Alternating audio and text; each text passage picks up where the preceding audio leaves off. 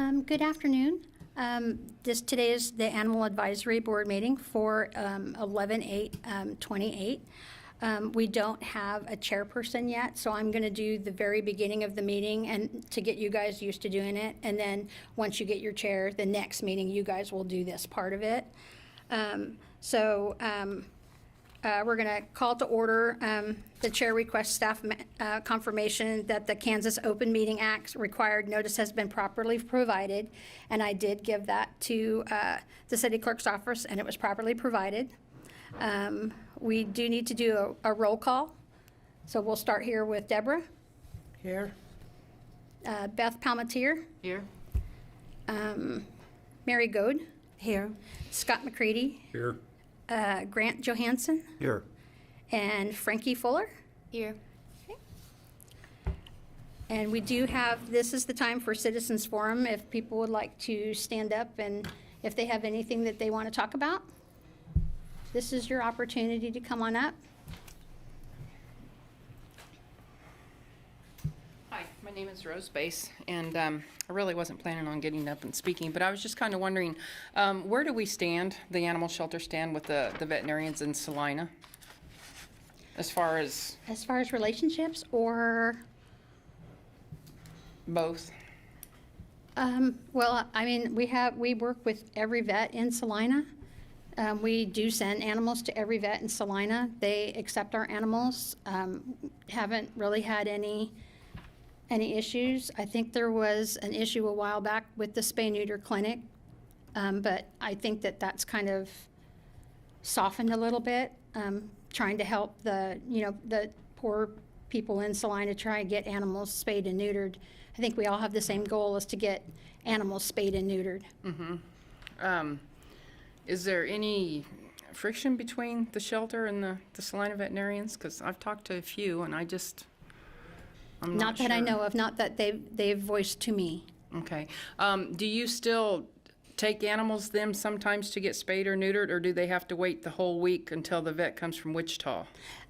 Sometimes we'll wait a while, but if we are super full like we have been, we're trying to get them into the local shelter or the local vets to try and get them in and out sooner. We had at one point a big waiting list. I think it was in August, September, and they did do a bunch for us. Dr. Atherton, Town and Country, and Family Animal Care did accept a lot of our animals and got them through. We did still have overflowing for Doc still too when she came, so Okay. it helped out. Yeah, I wasn't sure about that because I thought that, if somebody comes in and adopts an animal, and Thursday is when the vet comes, because that's the day you're closed, correct? We're not closed. We're still open. It's by appointment only on that day. So we Okay. still do see people on that day. And a lot of times if we're done with paperwork and got everything going, we're letting people just come in and see animals on that day. Now, the animals that are being spayed and neutered, they're not available until the following day. So they would not be able to see those animals that were having surgery. They would have to wait till the next day. Okay. And then is there any update on the TNR program? I'm having a lot of people inquiring about that too. We're working, we've been having people, they have been willing to bring the animals to us, so we're not having to go out and set traps. Now, we'll go out and set traps if we need to, but we've had a lot of people say, hey, I'll bring them to you. So we'll just say, hey, can you bring 3 this week? And they'll say, yes, they bring 3, and we'll do those 3. Another person will call, say, I have 1, we'll get that one in. I think we have 4 or 5 this Thursday of just trap and release cats. Okay. So there is a group that's working on the TNR? We are together trying to get the TNR program off the ground, but we have a doctor once a week. Right. So we have to do our animals, we have to do the public animals that come in that make their appointment on Civic Rec. And then we also do the Friends of the Shelter. So then when we have extra space, then we're trying to pull in those TNR cats. Okay. I think that's all. Thank you.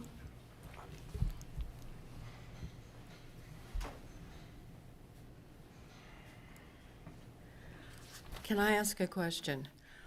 I've had several people, one a good friend, whose relative was very involved in the animal shelter. She passed away, left all the donations and to the animal shelter. She cannot get a list of who donated so she can send thank yous. And this has been a year and a half.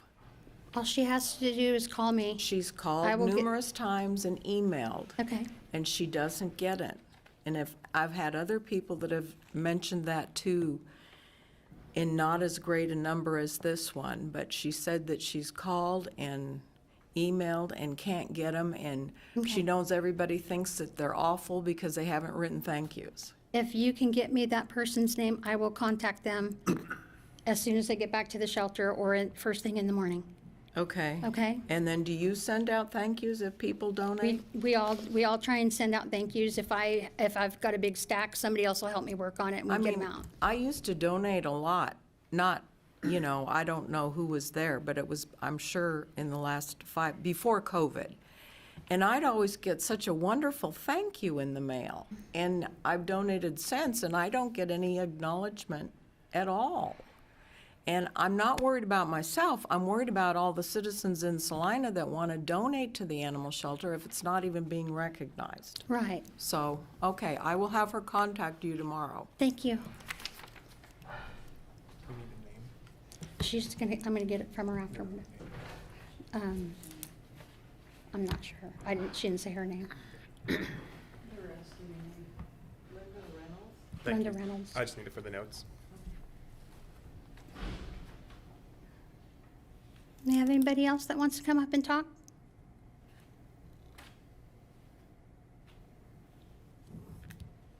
Okay, we're gonna go to the introduction of the board, which we just kind of, if anybody wants to go ahead and introduce themselves as the members of the board, kind of a little bit about yourself. Deborah Corrales. I love animals. That's why I'm on the board, particularly trying to fight discrimination in the city of Salina. And that's just the reason I'm here. Beth Palmatier, I applied and I'm a volunteer at the shelter and was just hoping that we could, I don't know what I was thinking, but I just want to be able to help the shelter get more animals adopted and go from there. Mary Goad, work at the Bank of Tuscot. I just think there's just the shelter does such a good job, and I just want to make sure that everyone, both sides of the stories are getting heard. It just seems like there's a lot of stories out there, and I want to make sure that they're recognized for what they're doing, and if there's things they can do better, then we can work on what we can do better to help people and the animals. So, Scott McCready, retired fire department from the city of Salina. The city gave me so much, I just found an opportunity to want to give back, and I care about animals. Grant Johansson, a resident of Salina for 9 years, retired for 3, and just thought I would give some of my time in a couple areas I'm interested in, this being one. So, Frankie Fuller. I'm a junior at Salina Central High School, and I always adopt from the animal shelter, so I wanted to help them out. Thank you. All right, and then, so you guys are gonna nominate and vote for your chairperson and your vice chairperson. And that you guys have to do on your own. I know you don't know each other. It's kind of hard when you don't know each other. And some of you this is your first visit. So if somebody wants to nominate themselves or nominate the person next to them, whoever, we just need a chairperson and a vice chairperson. Can I make a suggestion? We're missing 2. Could it wait till the next meeting? I think so. And see I know if that- anybody, if they show up, so we have, Right, and I You know? think Matt Newbanks was very upset that he couldn't be here today because he's in Boston. So, but he should be for the next meeting. So, and Diana's not here either. So, if you guys want to wait, that's fine. Okay. You'd have to make a motion and vote on waiting until the next. I board make a meeting. motion, do we have to second it? Yes. I make a motion that we wait until the other board members are here before we make a decision. I'll second. Mr. Johansson, was that? Oh, yeah. Okay. Okay. Do we vote on it? Aye. Unanimous. Has there been people that have expressed interest in being chairman or co-chairman? One person, yes. Okay, all right. Yeah. That'll be good. So that's why I was like, oh, hopefully they'll say that. The next, number 6 down is community veterinarian comments, and I didn't get any of the veterinarians none of them said that they would be able to make it. We need. Has any veterinarians ever showed up for any meetings? I think a while back they did, like right when the spay-neuter started, when Vanessa was here. I remember being at a board meeting where there were a couple of veterinarians that had showed up. And that's the last time. I call, and I never really get a veterinarian. I usually get like the front desk person. Yeah. So whether or not they actually have time to come, because this is a Wednesday's in the middle of the week for a lot of them, and this is the end of their day when they are releasing their surgery patients or they're having appointments or things like that. So I understand if they didn't want to come. I think if it was important enough, I think if they felt deeply enough about it, I'm sure that they probably would be here. But I'll keep trying. I'll keep reaching out. Can we approve the agenda? Approval for the agenda? I move to approve the agenda. The second.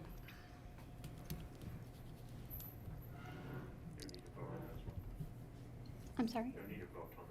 You need to vote on that? I'm sorry. Aye. Aye. Did you get that? Okay. And then we need to approve the minutes. Make a motion to approve the minutes. I wasn't here, so. I think I was the Do only one. you have a here. copy of the minutes in your packet? Yeah, but I wasn't here to verify they're accurate, but. Sure. Yeah. Sure. I second the motion. I'll I was second the it. only one here. Yeah. All those in favor? Aye. Aye. Okay, I guess we'll just get into the new business. We've had a lot of changes going on at the shelter. If you guys have not been to the shelter recently, I would ask you, if you have time, one at a time, not as a group, but if you guys want to come in and see the shelter, ask, for a tour. We can give you a little tour around. We can't talk about any business or anything like that, but we can show you the changes in the shelter. One of the biggest changes is that we were approved to do an air conditioning in the garage. And so now we can actually house temporarily animals in the garage. If we have a big overflow in the dog kennel and we don't have a lot of space, we can put 4 or 5 dogs out in the garage temporarily until we can make space or until space becomes available. So there's heat out there too? There is heat and cooling in there, and we have a thermometer exactly where the state inspector wanted it. When she came in, we showed her where the thermometer was at, and she was tickled pink where it was at. They put it in the exact perfect position, and so half of the garage, the floor has been redone, has an epoxy coating on it, and we can set those kennels on that epoxy coating, and they've got beds, and they've got these little little riser things that they stand on, so they're not directly on the floor. The floor is not cold because it's kind of ambient to whatever the temperature is in the room, but just in case, we're trying to keep them off the floor. Hey, at the very first meeting, myself and Fiona said we wanted a tour, and you said you would call us when we could come in. And You can come in at any point, one at a Okay. time. As long as you don't come in as a group, we can do it one at a time, because if you came in a group, it would have to be a meeting. Is that right? It would constitute a meeting. Right, so if you just come in one at a time on your free time. Now, I know Beth comes in because she's volunteer, so she's seen some of the changes, most of the changes. So if you guys want to come in and visit, we would be happy for you to come in. The air conditioning in the garage and having those extra kennels in the garage has helped greatly, especially today. I don't know what was going on today, but everybody's dog was loose today. So we got some home, but we still have some there. Everybody's, I think, on the board, I don't know if everybody's aware that we had gotten turned into the state a couple of times. And one of the things that we got called in for was the dogs not having enough exercise and not getting out enough. And we have corrected that situation we schedule our people to walk the dogs twice a day. They get out for 15 to 20 minutes at a time. This morning it was longer. They got to go out a little bit longer today. If we can get them out longer during the day in groups, they really enjoy that. We can really tell their activity level in when they get back in their kennels. They're tired. They want to sleep. They want to get a drink. They want to sleep, and they're pretty worn out. This morning they were pretty worn out. I had to change clothes twice because I walked dogs twice, and I was completely covered from head to toe in mud. But it's cool. Does that also include the pit bulls? They all get out. Everybody, yeah. In fact, we have Except the court holds. the court holds do get out. Okay, They get okay. out. They just have to wait until we're done with like we're having some construction on their side, on the north side where they normally walk. So we're taking them out into the big dog kennel and the small dog park. But we have to wait until we get all the regular ones walked first, and then we walk those guys because we're getting AstroTurf on the other, where the north side is, where the court hold dogs are. That's getting all AstroTurfed over there. So it's going to have, it won't be muddy, and they can't dig holes in there, so that'll help.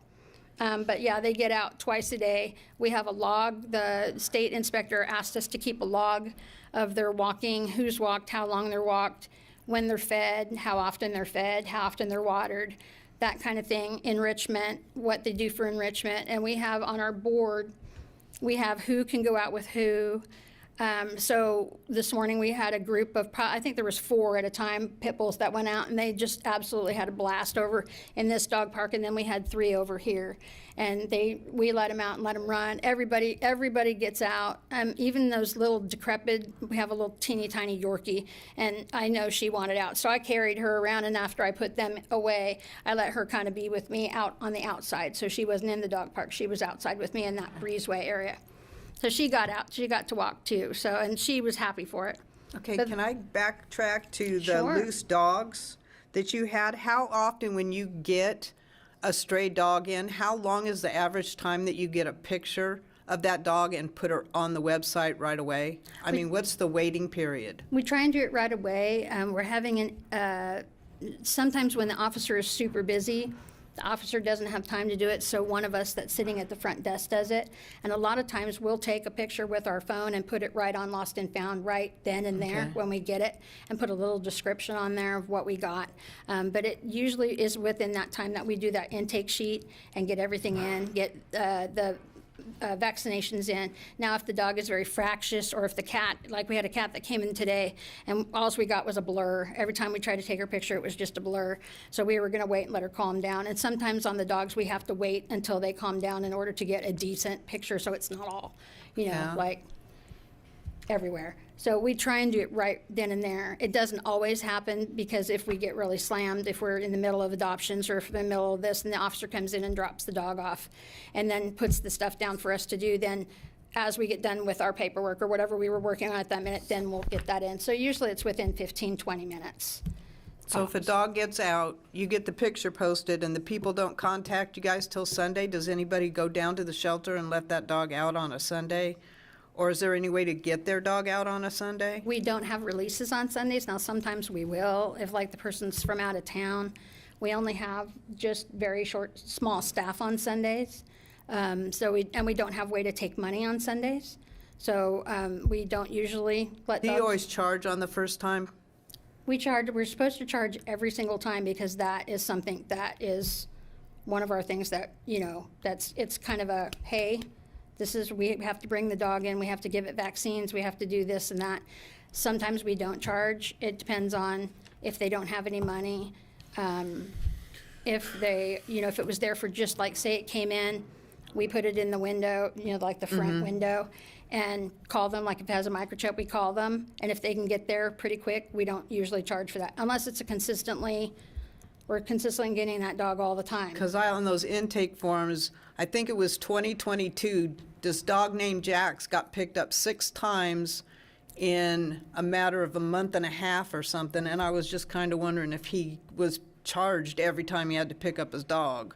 If it was a consistent thing, usually we do. I mean, that dog got out a Yeah, lot. we have some really a lot of ones that revolving door type dogs, and we try and work with people as best as we can. I don't want to charge them $52 every single time, but if you charge them $52, maybe they will, okay, hey, I've got to make sure I keep my dog in if I have to pay $52 every time I have to go get my dog. So, I mean, if it's a thing where maybe the kid let the dog out by, accident, it was an accident, or, I mean, it's just kind of varies. It's kind of a gray area. I'm a big believer in second chances. I think the first time, oops, the second time, not oops. Yeah, I mean, it's just one of our things that we have to charge for. So And we it's try and $52? it's $40 for the impound fee and $12 for the daily fee. So the first day that they're there, it's $52. And then any days after that, it's $12 a day after that for this, until the 72 hours. And if they don't reclaim within that 72 hours, then the dog becomes our property. Can this board recommend increasing those fees, or is that done separately? That's something that we do on a yearly, and we can only go up so much per year. Why? If you may answer. Yes, please. Board certainly, sorry, Jeff Hammond, Director of Parks and Recreation. I oversee Monique and the shelter as part of our department. To answer your question, you can make a recommendation, and that recommendation would be given to the City Commission. It's in the City Commission's or the city's governing body decision on a yearly basis as part of our comprehensive fee schedule. And they would take the advisory board's recommendation under advisement at that time. Okay. For 2024, fees have already been approved. Flat. What will it be in 2024? I don't have those in front of me. Oh, I Was there an wasn't increase? prepared for that. Was there an increase from where we're at There today? Yes. There was an increase on certain items. I don't recall which. Okay. All right. Thank you. Thank you, Jeff. If I may, on the question for the pictures, there does seem to be a 15 to 30-minute delay between when we actually upload it to PetPoint to when it shows on our website as well. So 15 minutes, 30 minutes from when the dog is picked up or brought to the shelter, plus that time as well for to get uploaded to our website there. okay. Thank you. Pet Point has been acting a little, Weird. it glitches So you guys sometimes. can't just put it on your webpage? You have to go through, We can put it on our website, on our Facebook website. Is that what you're talking about? Because if it goes on our web page, then it's going up through Pet Point. Oh. But if we put it on our Facebook page, we can just put it on our Facebook page too. And that's something that we had kind of thrown around where, when we don't always have time to get into Facebook and, put it on Facebook as well, but we definitely get it onto our website. That's the most important part, is to get Right. it onto our website. And then we do get a lot. If I get a dog, or if we're up there, I'll take a picture of it and put it on the Facebook Lost and Found and put a little blurb with it. And we've gotten a lot of really good response on that, because sometimes people are going to look at that quicker. okay. Okay. Yep. I'll move on to the next subject, and that's new employees. We do have 2 new animal control officers, Devin Schmidt and David White. They started in September, kind of a week apart from each other. They have gone through the cleaning cat stages, and they've gone through the cleaning dog stages, and they have gone through the walking the dogs training. They now have got their education on board. Devin started his last week, and David will start his today, which is their education is NACA 1, and that's all online. And that's something that all the animal control officers are required to have, NACA 1 and NACA 2. So they're working on that. So we're kind of getting them out in the truck a little bit, giving them some experience. Devin had gone out in the truck with Bridget most of the day yesterday and worked with her yesterday. Got some really good experience with not so happy people and happy people, so it was kind of a good mix for him to see. They're both very motivated and excited to be doing what they're doing. So we're really happy to have 2 really dedicated people who are just really excited to be there every single day, happy to come in the morning, and it's really nice to have the extra bodies in the shelter, but it's also nice to have such nice people. So are you fully staffed now with these two? We have three more actually, that we are kind of waiting on, background checks and those kinds of things. So once those guys get on, then yes, we will be fully staffed. Great. So That's we have rare. we have one leaving in a week or so, but we have got that kind of replaced. So that's where we're at right now with new employees. Did you have any questions on that one anymore? Okay. And then so the last thing on new business is going to be the foster keeper program. That is our foster care program that we just started. We just got it. We went to a class on a Sunday morning and listened to the gal. She pitched us the program.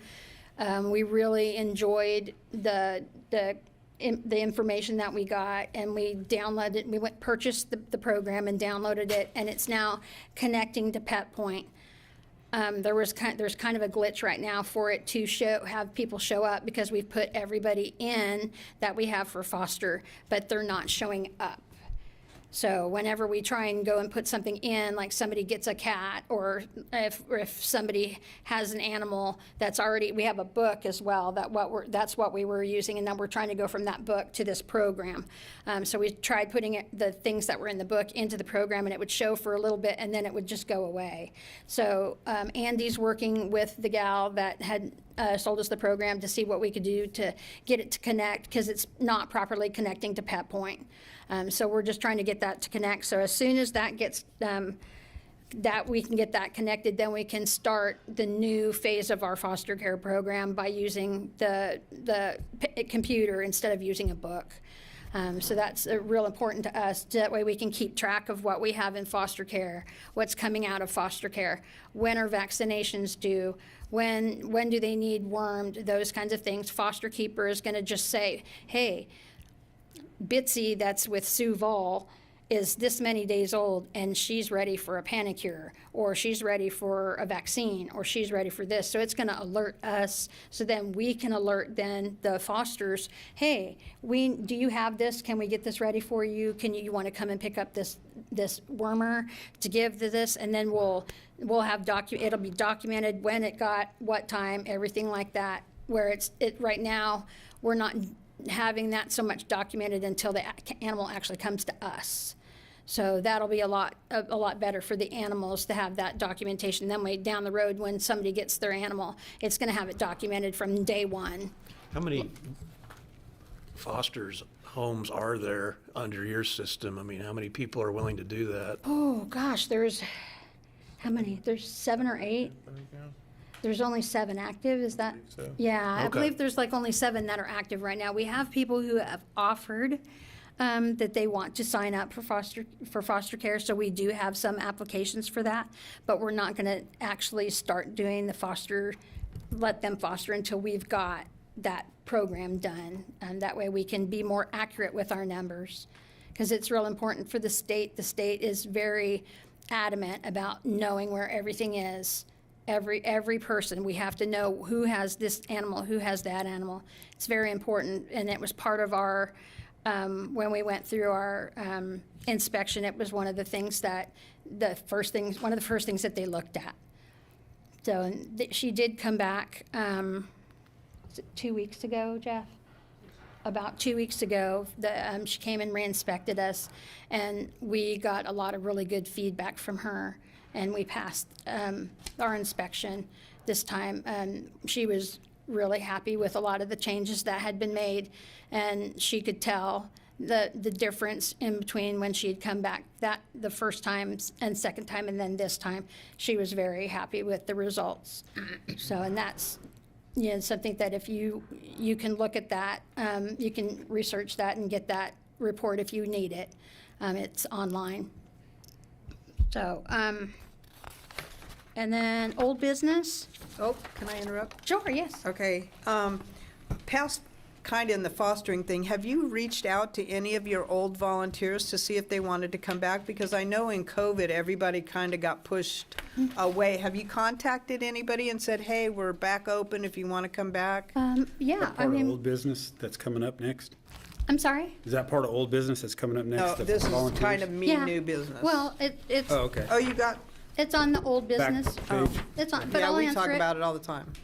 Some of them have reached out to us and have asked to come back, and we're right now getting together to make sure that we have all the information right for the volunteers to come back. That way, when they come back, they'll know all the, what they can do, where they can go, Okay. all those things. Because there have been a lot of changes, especially with us walking the dogs now.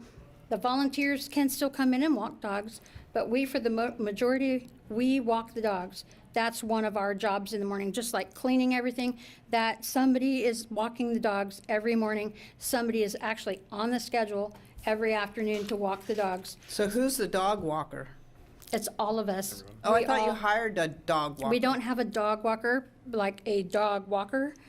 We have, all of us do it, either the ACOs, Nick does it, I do it, Andy does it. We all get in there and pitch in and help. The two new officers have been doing it the most because they're trying to get used to dogs and used to handling dogs, so it's really good experience for them, and then they get to know the dogs. But we don't have a specific dog walker, but there's specific times when they walk. So since we are walking the dogs and we have to, by state standard, keep that log, we are walking very early and getting, because we have to fill out that log sheet to give, then put it in the book, so then when the state inspector comes, she can look through that log book and see on what day, who walked what dog, how much time they got out, that kind of thing.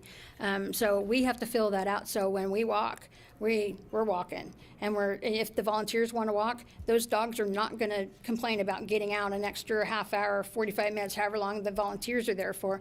So it's a good thing for us to walk, and then the volunteers can come still and walk more, because the dogs are not going to refuse to go out. Is that They're gonna something let- that that is required, that an employee walks them versus a volunteer? No, it's not. Well, it's Okay. required that we exercise them. It's not It's required required that the dogs get exercised. Right. It doesn't matter by who. Right. So- And the only thing about it is that if a volunteer, and this is part of the changes, if a volunteer walks the dog, they're going to have to know how to fill out that log sheet. Right, right. But Sounds simple. we have to make sure that it's filled out, and we have to make sure that the animals have got out, Okay. because in the end of the day, I'm responsible for all of those dogs getting exercise, and Right. I'm responsible for that sheet. So you being have filled out. extra employees now to walk the dogs? I mean, Okay. it's not extra, we just have an extra added duty in there. Okay, so my question is, like, at one time, you had up to 110 volunteers, and that number's dwindled to very, very few. I think there's 30. So, like most animal shelters, from doing research, and it's not that they're relying on volunteers, but the business would be highly inefficient if they didn't have those volunteers. So, I don't know if I'm getting into the old business of the next part, but we're already talking about it. What's the plan to reintegrate those volunteers to help the city out, help you guys out, and to get that working relationship back and going? Well, and that's one of the things that we have been working on. We need to get a meeting with the volunteers and Okay. sit down with the volunteers and find out who wants to walk dogs, who wants to do laundry, who wants to Okay. do this or whatever they want to do. We definitely want the volunteers to come back, but we also have to make sure that we, as a shelter and shelter employees, we are self-sufficient in walking the dogs, because you can't always depend on a volunteer to be there. They don't have to clock in. But they can help you out a ton, and that's They a lot can of, help- lot they of big can help benefits us for the out. city. That's huge. They really can help us out, and we appreciate that they do, but we don't want them to feel like it's their job. We want them to come in and enjoy what they're doing and enjoy coming in and walking the dogs. We're still going to always walk the dogs, because that's part of our plan now, Okay. to make sure that everybody gets out, because right now, we don't have volunteers coming in Right. every day. So in the future, I hope to be able to have the volunteers come in and walk dogs just like they used to. We just have to follow those state standard rules that we have to really make sure that everybody's doing, cleaning up the poop and that kind of thing. Right. And I don't want to come after somebody and be like, hey, you didn't clean up the poop today when you were out walking the dog. No, right, So right. we make sure that we get it done when we're walking. When the dogs are running and playing, we're cleaning up their poop as they go. Would you agree that it's essential to have volunteers at some point? At some point, yes. Okay. The research I did, we lost a lot of volunteers during COVID. When Vanessa left, there were some diehard Vanessa fans, and we lost volunteers there. I've called and talked to some volunteers, and some of the reasoning I found was the shelter being closed was also part of it. A lot of rules and safety issues. A suggestion from me, hopefully the board, is we need to find out why we lost those volunteers. We need to get some factual, we need to talk to them, maybe a survey. There's SurveyMonkey is a good resource to use to find out. So to help you guys out, to find out what went wrong, how can we fix it, and then get that communication open back up, and your job will get a whole lot easier, and then you'll have a whole bunch of happy volunteers coming in there, getting it back to the way it used to be volunteer-wise. Sure. What really concerns me is the number of volunteers that it's gone down to, and there's nothing easier than to get animal volunteers. I'm married to an animal nut myself. I know their passion for it. I understand it, and that's the easiest group of volunteers to get, and we don't have those. And I really think the shelter needs to somehow figure that out. Right. And I think that'll help you guys move forward. It'll help the community as far as getting those animals exercised, adopted, socialized, and moved through. I have another point. A lot of shelters I've called, they allow volunteers, like on a Saturday, to take one of the animals home with them for the day because they're closed on Sunday. Is there something that you guys could do about that? Like somebody wanting to take a cat home and let it spend the night and then bring it back on Monday morning? Or, because a lot of shelters are doing that now, letting volunteers and their employees even take an animal home for the day. And that way they get, they're not locked in a kennel 7 days a week or whatever, because I'd be willing to do dogs. I have a dog now that loves to chase cats, so I can't do cats again, but all my dogs get along with other dogs, so I'd be willing to take a dog for the day. Or That's something that we could talk about. It's not something that I don't think anybody's ever asked us about that before, but it's something that we could sure talk about. Would there be issues with the city as far as getting paperwork done?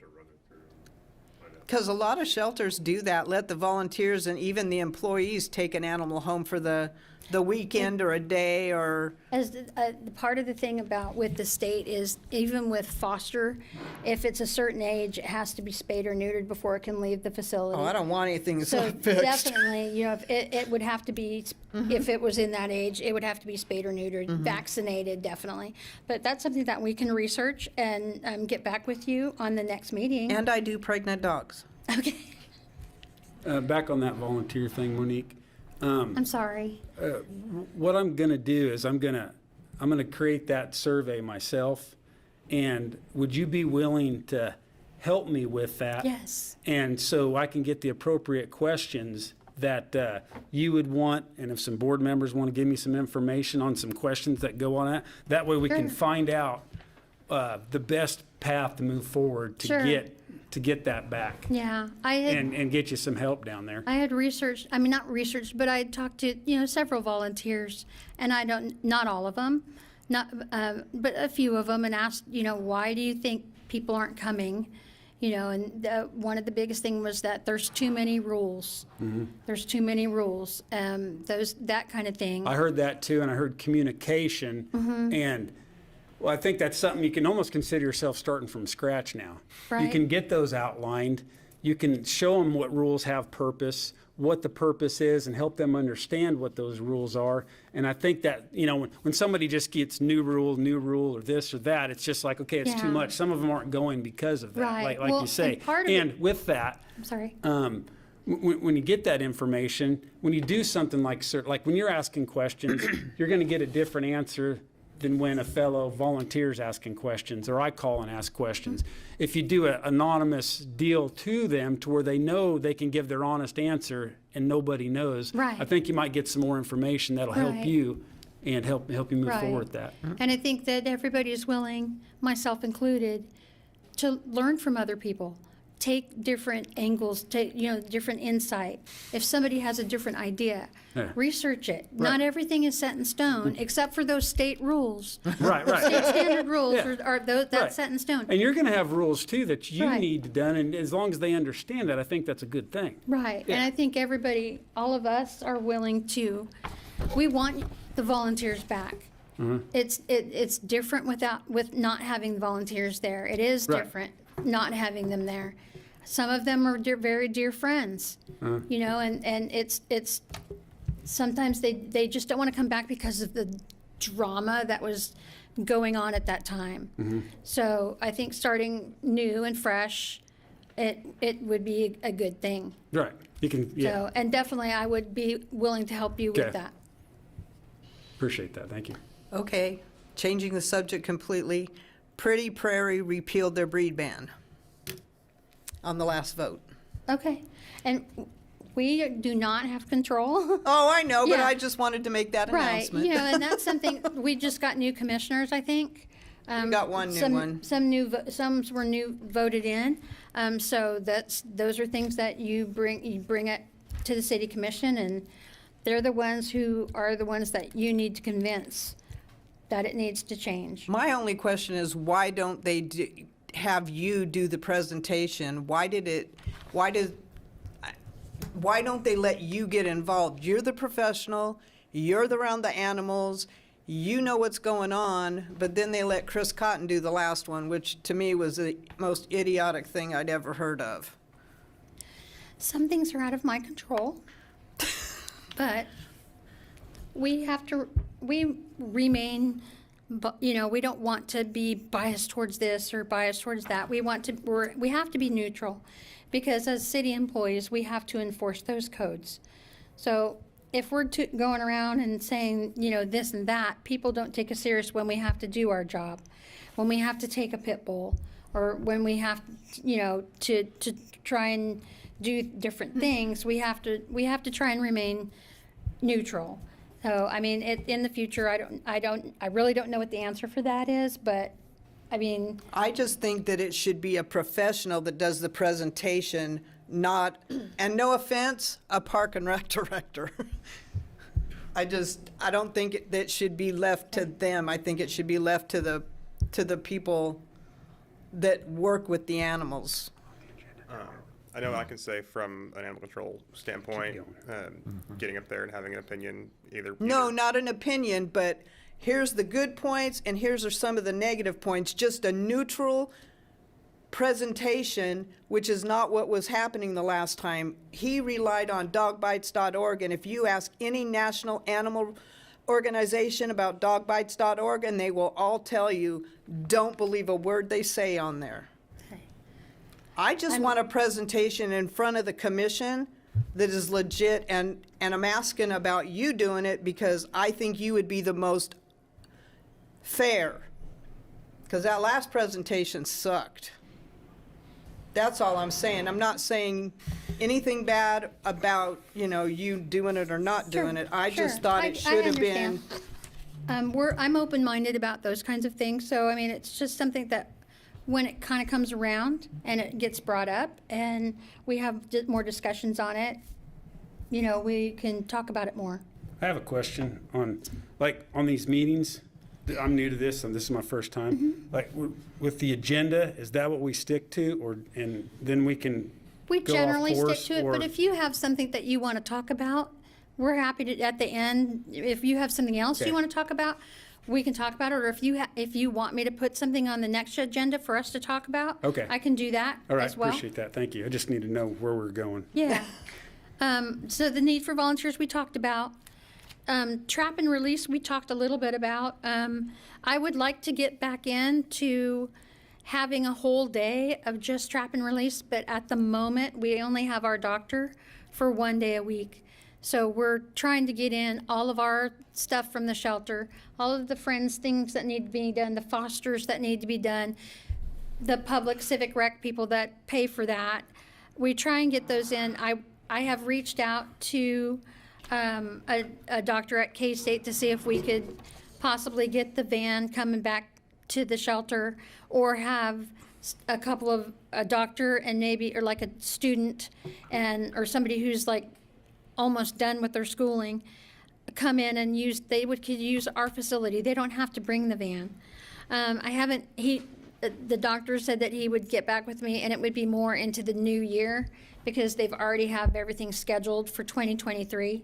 So hopefully maybe we can get something in 2024 that would help us out with the stray cat population. Can you tell me, what's this trap and release? Trap and I don't release want to assume I is, understand that. It's a trap-neuter-release is, Trap, neuter, and release. and Oh. what we do is we go to a place, a house that has been like overrun with feral cat population. We like get in my there and try and backyard. clean that area out. We go in and trap. We'll take traps out there Wednesday night, pick up as many that are full, bring them back to the shelter for Thursday morning. Well, we'll pick them up Thursday morning, spay, neuter, whatever we need to do. They'll get a rabies vaccine, they'll get their ear tipped, and then we take the cats, put them back in the traps, take them back out to that area and let them go. So we're keeping that population out there, but they are spayed, neutered. What if they're owned or someone, If somebody has a chip, then we get a hold of, like, say, because they never know what they're going to catch. They're just going to catch a cat.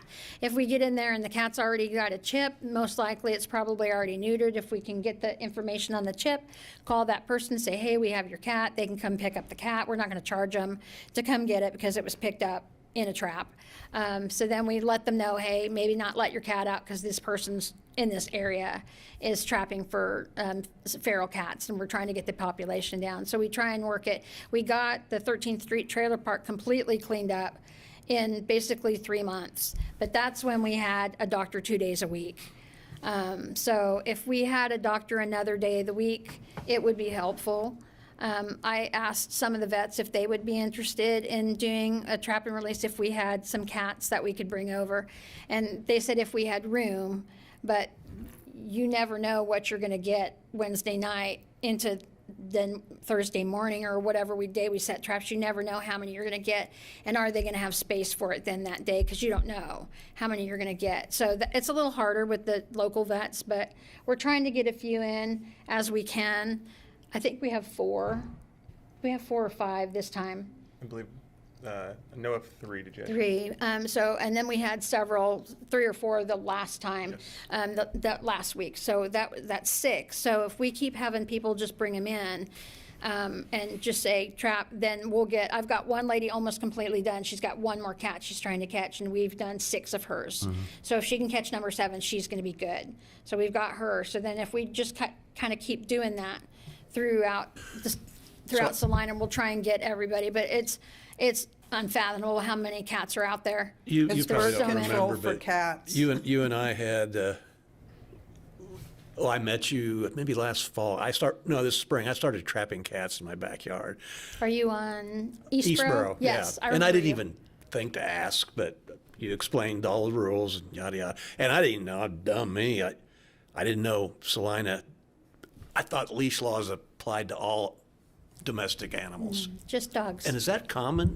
The municipalities don't have containment laws for A lot cats? of cities do not have a leash law on cats. If we had a leash law on cats, we would basically lose our no-kill, because we would have to stop every time we saw a cat Yeah, and pick it up. right. And we don't have enough room in the shelter to house that many cats, because how many cats do you see running around every single day? Yeah. We would have to add on officers, I'm sure. You don't wanna because try and catch a cat. It would be, What's that? You don't want to try and catch a cat. They're easy. Little, Well, with a box trap, trap? with a live trap. My third attempt, I got a big coon, so that wasn't much fun. So, but- I mean, it's something that, I mean, I think there are cities out there, but there are more cities out there that have trap and release programs. Yeah. They have colony cat programs that I've been kind of researching some of those colony cat, and it's kind of like what we're doing right now with the trap and release. It's just a bigger scale. So, and my sister just moved here from North Carolina. She lived in Asheville, North Carolina, and she single-handedly, with one other person in this area that they lived in, they did a trap-neuter-release program in that area, and they did 72 cats in 4 months, and they got that whole area cleaned up. And she was kind of upset because she had to move then to Kansas, you know, and she's like, I'm gonna have to start all over in Kansas. And she has. She's brought in 2 cats. Do feral cats? 2 feral cats to have them But if you in her euthanize neighborhood. if you euthanize a feral cat, does that go against your? Yes. It If does. if you're euthanizing just because it's a feral cat, yeah, that goes against our no-kill. What does that no-kill facility designation get for us? I mean, I know we're all in favor of it, but It helps us get funding. it does. Okay. It is, I think a lot of people are just really happy that we're a no-kill. It gives them kind of peace of mind that if they turn their dog in, that, you know, we're not going to just go Right. behind the door and just Right. euthanize it. So, I mean, I think it does help a lot But for us. the funding provided by that status, is that significant or? It can be, because we got several large grants from Petco, Okay. and that's what helped us with the trap and release program in the first place and get the doctor here on board for us to be able to do that, here. On this, is there any way, or could you guess on the intakes, how many of those are in pounds versus surrenders? Which one? Well, on the intakes, the big On the number. intakes, those are, and I can break that down super like minutely. I didn't break it down because when I talked to Rose when she asked for this, she said she didn't want it broke down as much as like Deborah, when I give her hers, it's really broke down. It's like, it tells you like how it came in. It came in as, I don't need that, but it'd just be nice to know how many of these animals were actually surrendered versus how many you guys it'll, actually. the intakes, I didn't put surrender on there. It does break down into that, but I didn't break it down into that. But on the next one, I can. Okay, perfect. I can. We haven't had a lot. Well, we have some surrenders, but we haven't had a lot surrenders just recently because we just don't have the space to take them in. Sure. So we had so many dogs come in today. We were like, oh my, where are all these dogs coming from? It's just crazy. 2 and 3 at a time, not just one dog at a time, like 2 and 3 at a time. So it was, but some of them got reclaimed pretty quickly. So it was pretty good. But others, we are asking for a driver's license when somebody drops a dog off. Like say somebody comes in, hey, I found this stray dog. We're asking for driver's license identification when they drop them off, for the simple fact that we've had people drop off a dog, oh, I found it, and then we scan it, and it has a microchip, and it comes back to that person on that driver's license Oh. at that address. Okay. So that's why we're asking for those things. We really haven't had anybody kind of gripe about it. We just explain why, and they do. But that's a way for people to drop their dog off if we don't have room for surrender. And we're not taking surrenders because we don't want to. We just don't have the space. So how many sometimes. pit bulls are down there now? 16 From plus? 20 to, It's 16 plus at the Yeah. moment that are shelter property. it's a lot. And it's trying to get a release agreement. As I try to do release agreements, but a lot of times I can't get the information I need. I can't get an address. I can't get a correct driver's license So they just stay there indefinitely, or? until we can find a rescue for them. This is a nationwide problem as far as, It isn't, and not just with pit bulls, it's with With everything. all dogs and It's cats, everything. it's horrible. Post-COVID. Everybody adopted a dog Unfortunately, and then yeah. COVID ended and everybody got rid of their dogs or let them loose or, And same thing with cats. it's It's horrible. been really bad with cats too. People returning. We've had a lot of return cats. We've had a few. We've had a few return dogs. But not so many. We've had more cats returned because they're moving and they can't have it. They, all the places that used to be able to have pets now are saying they can't have pets anymore. The pet deposits are going up, those kinds of things. So it's been a nationwide problem. So you've euthanized a couple of pit bulls that say not placeable. Does that go against you guys? It will, yes. If it's aggression or sickness, it doesn't, but if it's not placeable, it does. But if this animal if there's something going on with that animal that, if we've worked with it and worked with it and worked with it, and there's something that's going on in that particular animal's head, sometimes you can't always place those animals. And it could be a liability for a person, and I don't want a person or another animal to be put into a situation where they may not come out of it. So have you contacted the American Kennel Club about the aggressive dogs, like maybe video recording them and then showing them to somebody at the kennel club? Because I've taken a couple of dogs there for training and asked them what they think you could do.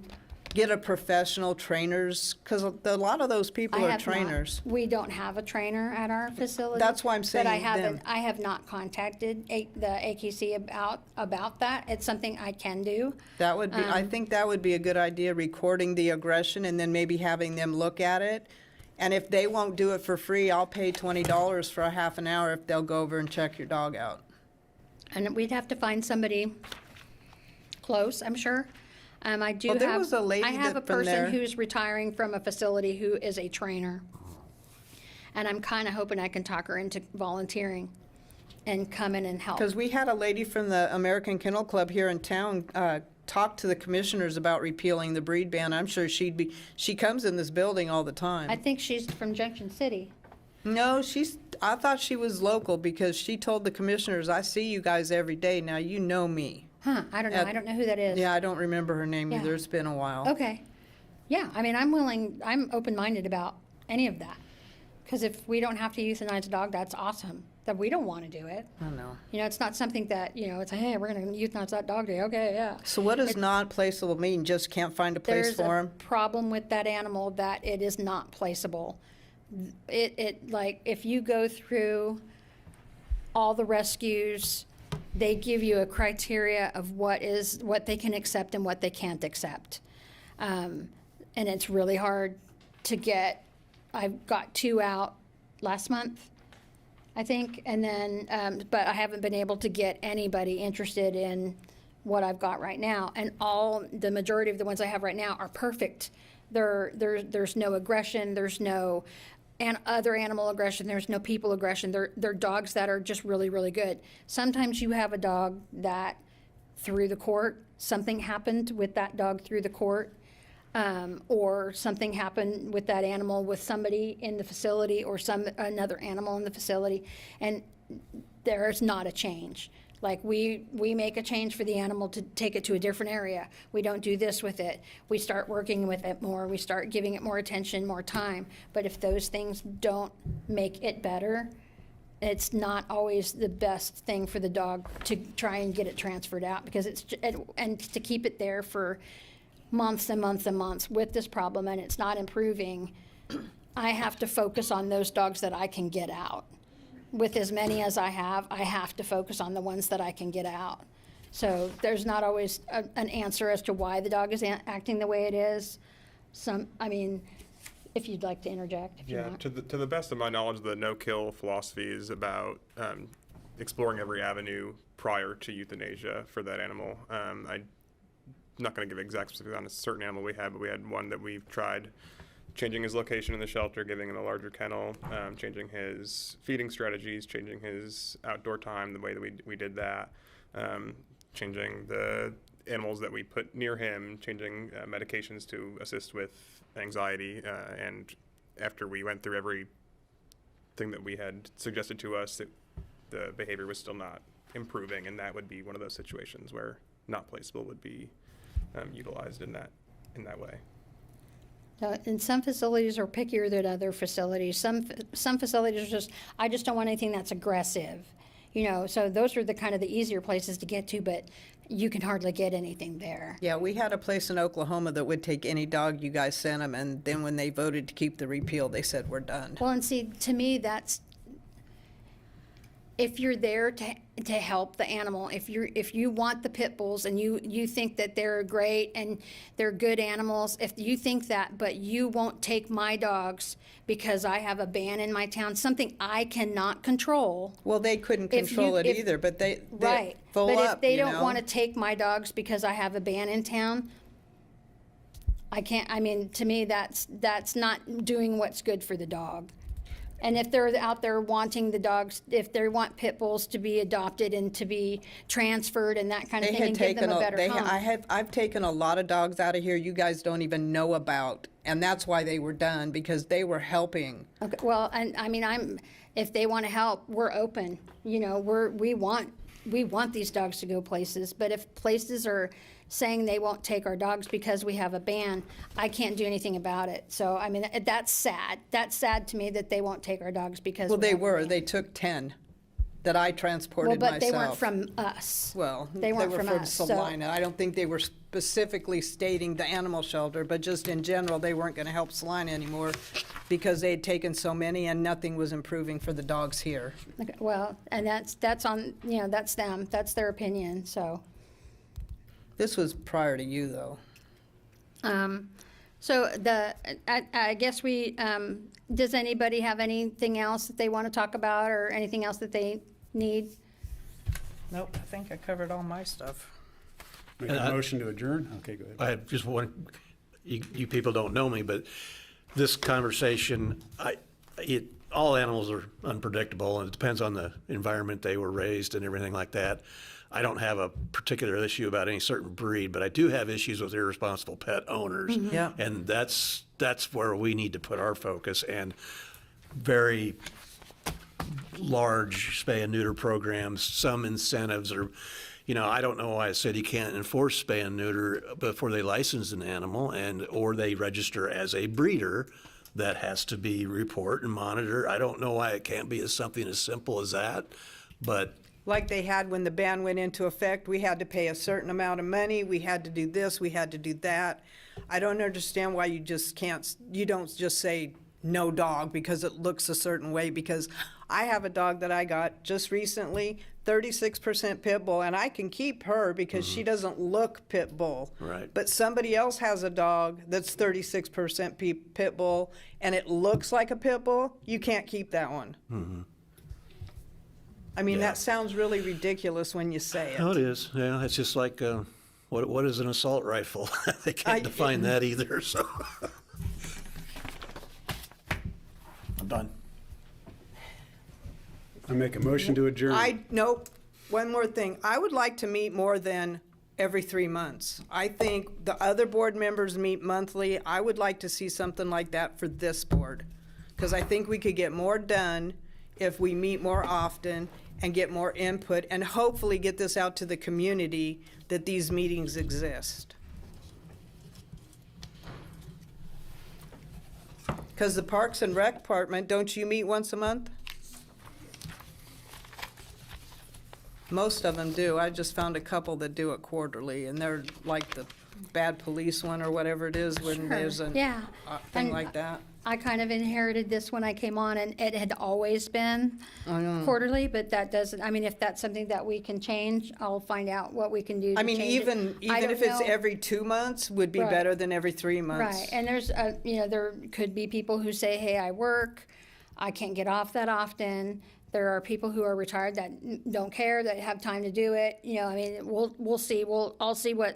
I'll check into if we can do it more often. Yeah. So, Motion to adjourn? Second. Are we supposed to vote? Supposed to vote, yeah. Aye.